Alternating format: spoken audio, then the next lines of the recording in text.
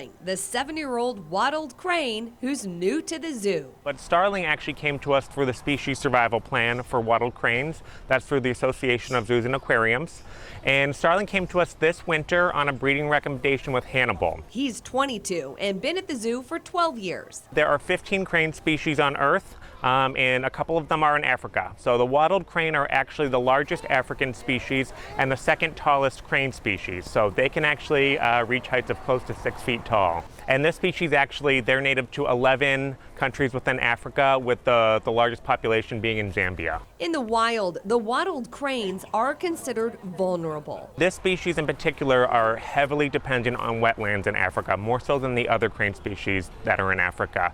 As you can see in their habitat here, they have a beautiful water system that flows through. It's constant water being pumped through, so that kind of mimics what they would be, the environment they'd be living in nature.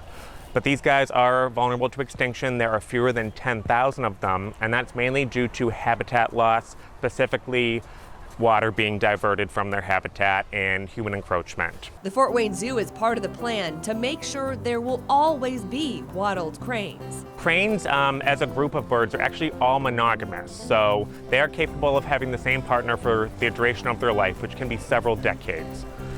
So the SSP, or Species Survival Plan, recommended that Starling come here to breed with Hannibal.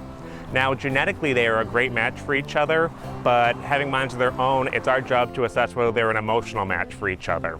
So over the winter, when we were closed to the public, we actually did a series of introductions in our behind-the-scenes area, trying to assess whether these guys are going to be a good option to be lifelong partners. The wattled cranes get their names from, you guessed it, the wattles below their beaks. The main purpose of those is to kind of display the emotion of the bird.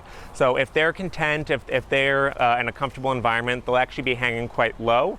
If the birds are stressed or uneasy about something, they'll actually retract them. So that was one way we could tell during our introductions with this pair whether they were liking the situation or not. So far, so good. It is going very well. So these guys are officially paired up. We've had them out here for a couple of months now on habitat together.